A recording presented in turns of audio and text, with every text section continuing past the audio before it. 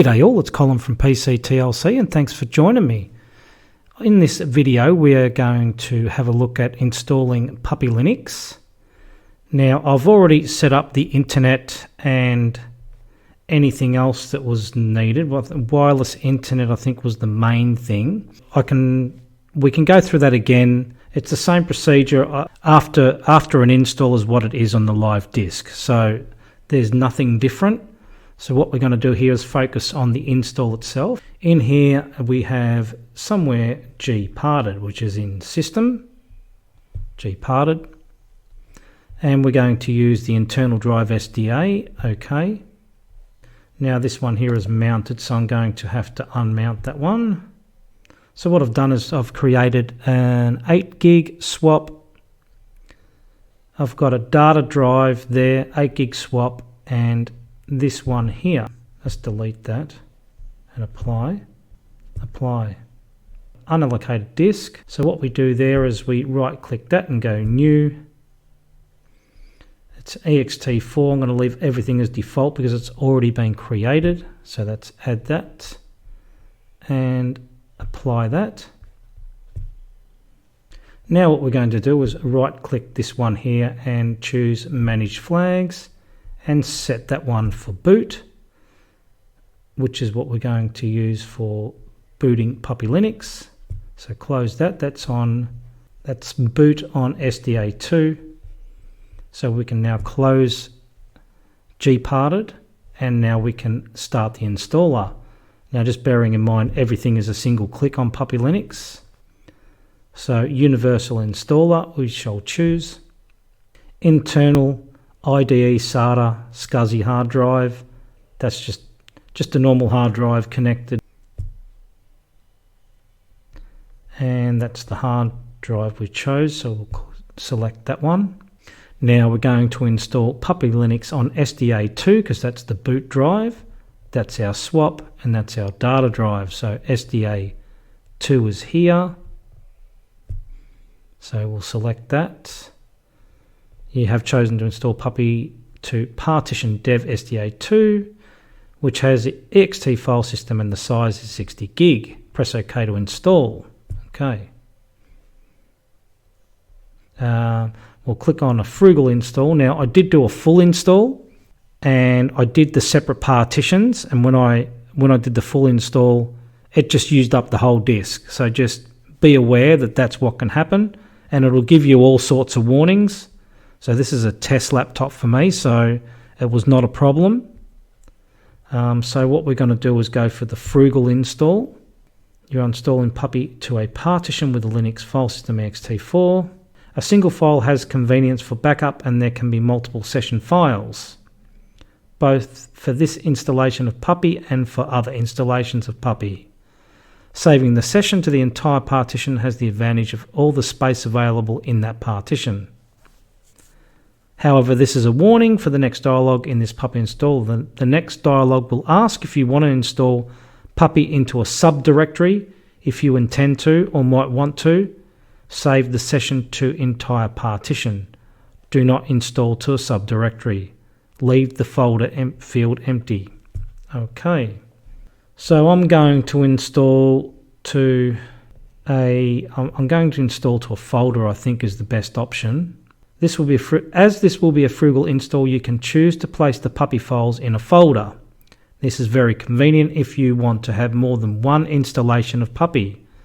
Even if you only have one installation, it may be good to have all the Puppy files in their own folder, and so not causing any potential conflicts with other files at the top of the root level. So enter a unique name for the folder. Note Puppy will search too deep. So this, for example, Puppy file /pup8 is okay. So that's 2 folders deep, or a folder at the top level. Pup8 is okay. Of course, do not type the quote marks. Type a string with any spaces.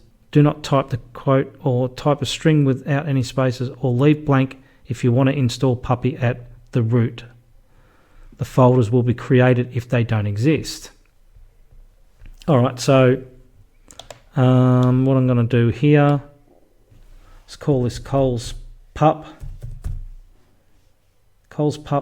version 8 and click OK.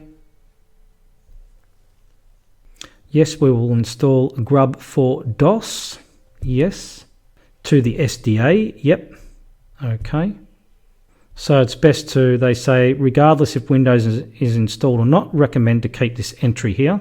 So install, you cannot change the, you can rewrite each label or erase. Caution, you cannot change the order. Okay, so we'll keep it like that. Let's click OK. Will be installed on SDA, the master boot record, the bootloader. Yep. Okay. Successfully installed. Okay. You can manually set up your grub for DOS, Lolo, or other boot system. Okay. I'm not going to do that. Okay, all is done. Click OK. Yep, and close that. That's our puppy installed.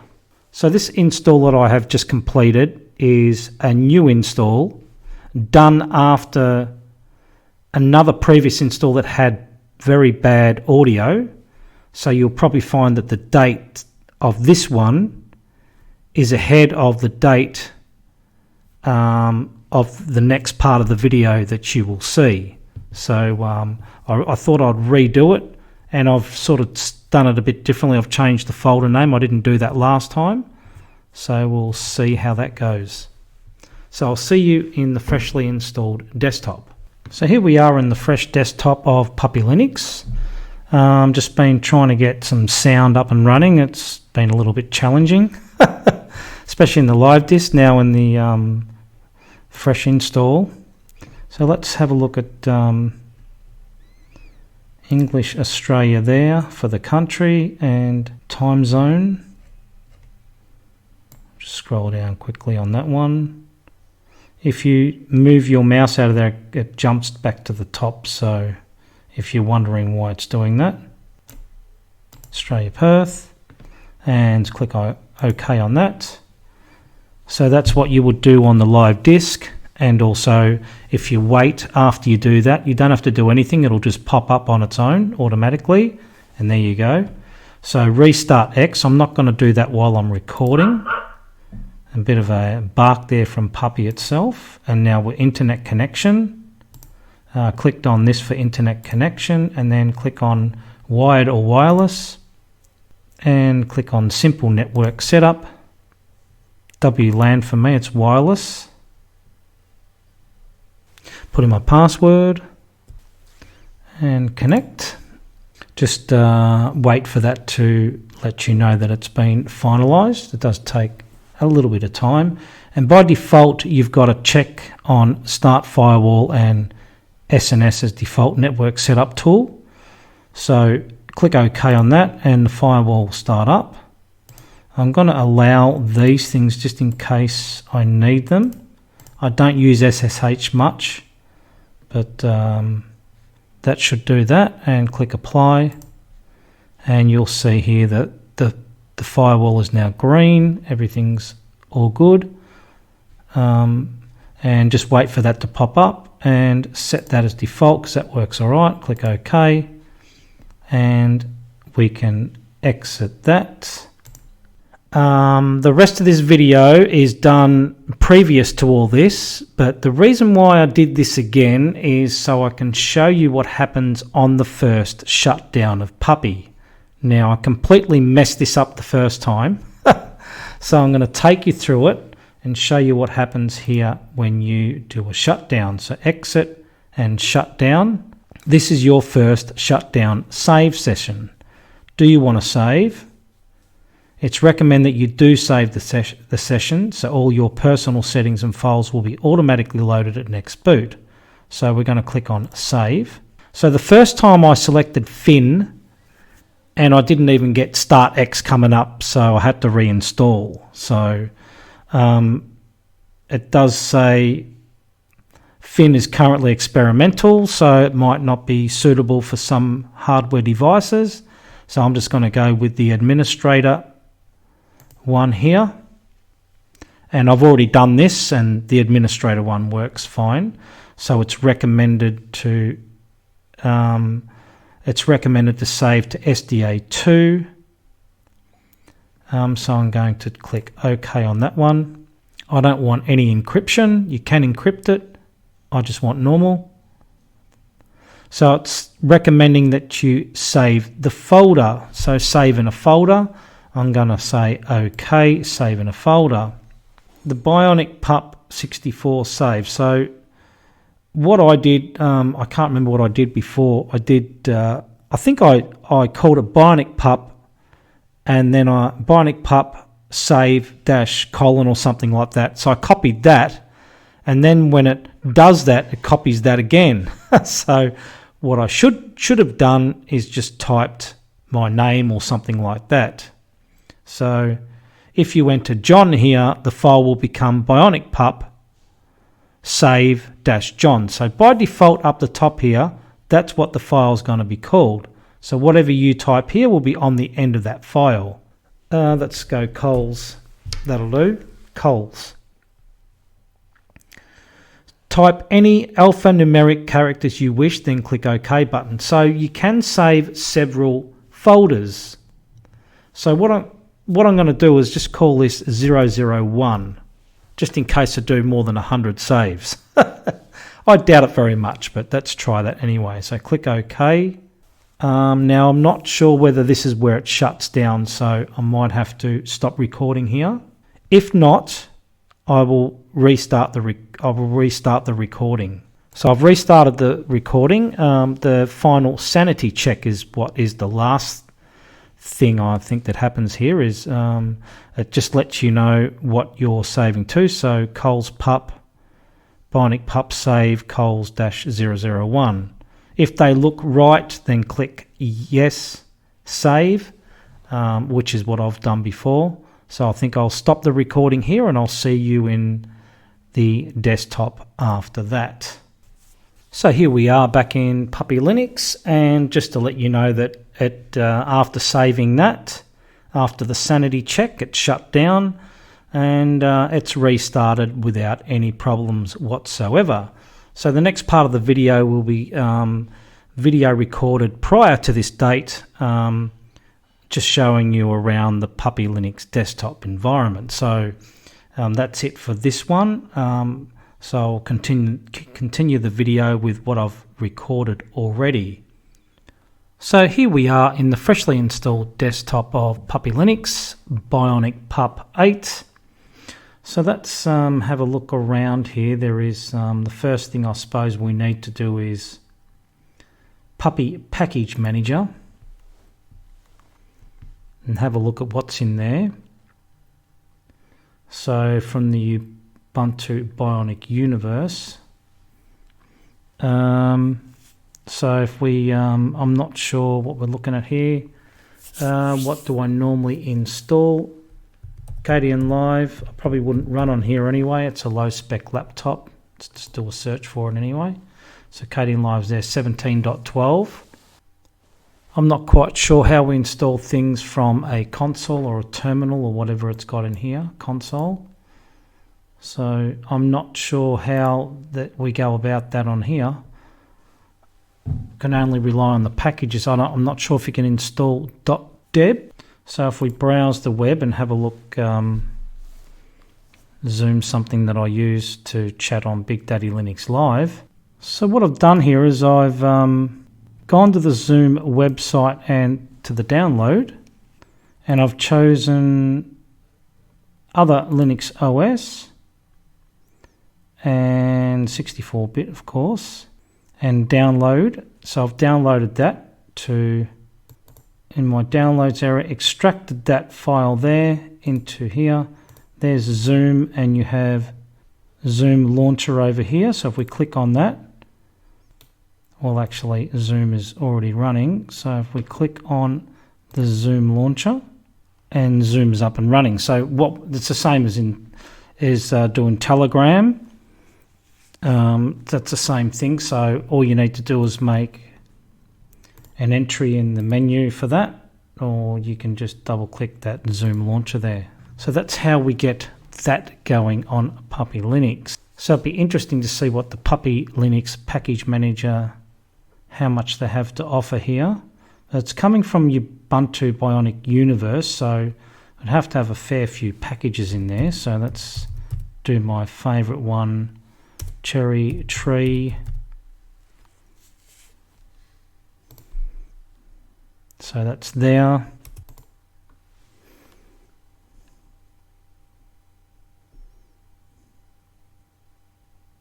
Don't seem to have any Office programs installed at the moment from what I can see, so we'll see if LibreOffice is in there. LibreOffice 6.07. There's a lot of LibreOffice stuff there. That must be the main install one there, I would think. Office Productivity Suite and Meta Package. I have to think that's the one. LibreOffice Base. See if Telegram is in there. And we have Telegram Desktop there. It's a little bit behind as well. I think it's up to 1.7, I think, Telegram. So Asunder is something I normally use for. Asunder is already installed. Well, that's handy. Didn't see that in there. Multimedia. Asunder, nice. That's a good CD ripper. Audacity may even be installed. I didn't see. Audacity is not installed. Interested to see if they have the other version, Ocean Audio, which is a bit more simple than Audacity. No, nothing there. Okay. EasyTag is another one I use. EasyTag, yep, that's there. Thunderbird would be another one. Not sure if that's there or not. Thunderbird 60.7, nice. So that is the Puppy Package Manager. We have a couple of applications in here. We've got this one here, which is G-Numeric Spreadsheet. And also, I think this would be AbiWord, is it? AbiWord, yep. So fair bit there to get you started. Simple screen recorder is also there by default, and I hopefully all's running well there. Hopefully the sound is okay on this one. I'm pretty sure it should be. So we've got Thunderbird here as well. So in the QuickPet application, Thunderbird is there, and LibreOffice as well. So that saves us going through all those LibreOffices in the Puppy Package Manager, and they've got GIMP there as well. YouTube DL, so they've got quite a few useful applications in the QuickPet. So that's pretty good. So Puppy Linux, very quick. Not keen on the browser they got there, which was Pale Moon, I think. Seems to be a bit slow.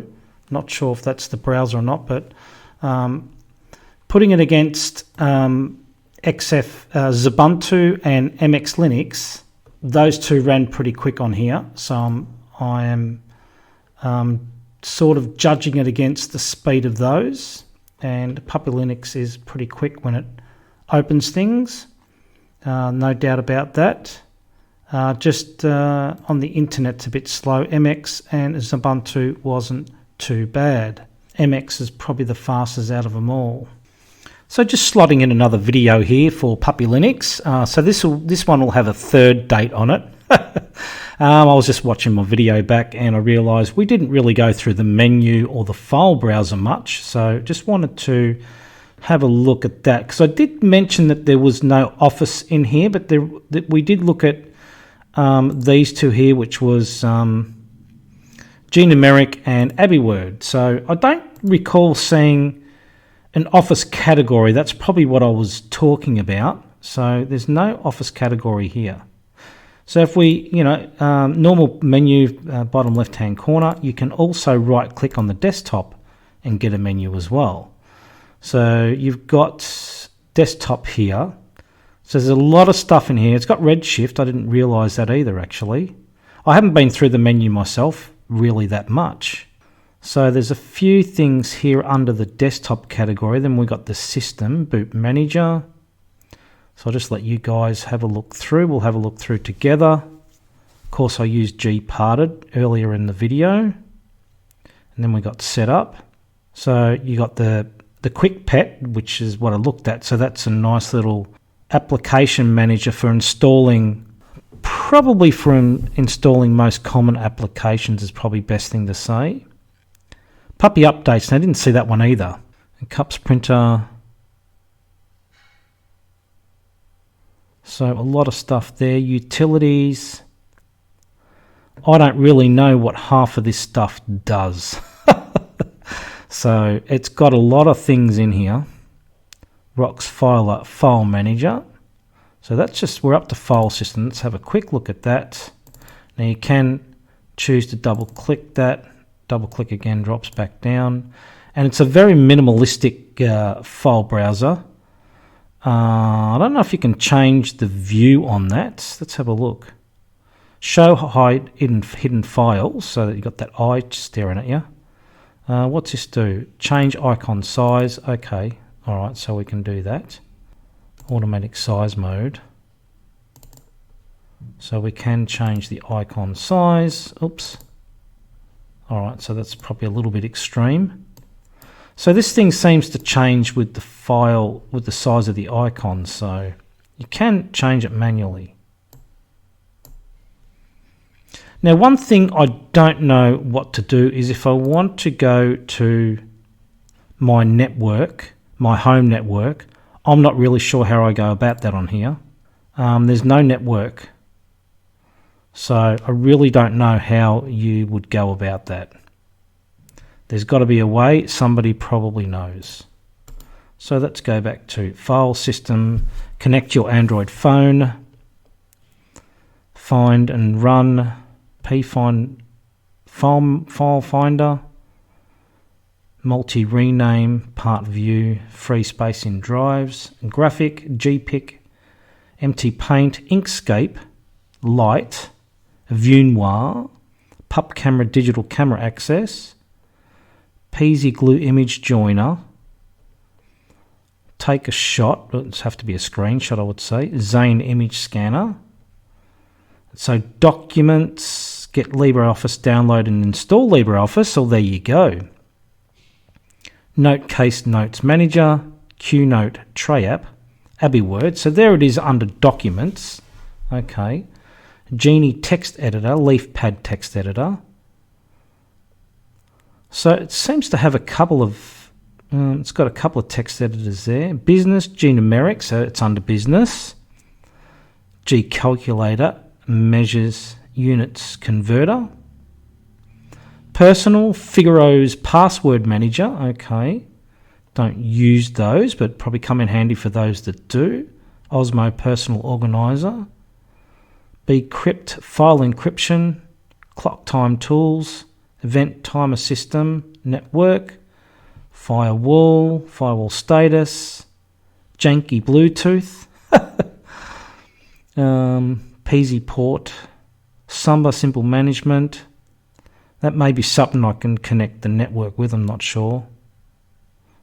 Samba Share Mounter, Share Search. Internet, Pale Moon, Clause Mail, Hex Chat, Transmission, UGet. So they've got a couple of transmission, couple of BitTorrent clients there, or torrent clients. Pup Advert Blocker, Multimedia, Dead Beef. I think that's an audio player. Quinn FF Media Converter, Simple Screen Recorder. These are all out of the box, all these. GUVC View, MPV Media Player. They've got some pretty good choices of some applications too, I must say. And a few games there under Fun, Help and Exit. By default, you get a lot of icons on the desktop. Now, I have to think that Puppy is set up for using from a live disk. That's why they have a lot of applications installed. I believe that's what a lot of people use it for, and it runs in RAM on the live disk, and it runs very quick. So we've got a calendar there. Calendar. So there's your calendar. Quite a fair applications out of the box for Puppy. Everything you probably need. You probably don't need all of those if you choose to run this as a permanent install. You probably, there's a couple of double ups of things there, but and then you got your quick pet, and I didn't quite explain that, I think, earlier in the video, but there's your quick pet that gives you access to quick pet, enables you to install popular apps quickly. There you go. More apps can be found in the Puppy Package Manager. So yeah, these are all the popular apps. And earlier in the video I did install Firefox, and it was running faster than Pale Moon, and it was running quite good. So there you go. So quick pet, all these things that are much easier to install. Very quick one-click install. And your NVIDIA as well. So that was the menu, the file browser, and a little bit more of QuickPet. So that was a bit of a look around the Puppy Linux desktop. If anyone's got any tips on how to install through the console, that would be appreciated, because I got absolutely no idea. Any little tips there would be pretty handy. Not that it really matters. This is not the sort of desktop I'd be running on a full-time basis anyway. So if I'm going lightweight, I'd probably more or less go MX, but Puppy's not a bad little distro for pretty aging hardware anyway. So it's very good in that way. So I hope you enjoyed the look around Bionicpup version 8. Hope you found it interesting and informative, and thank you for watching.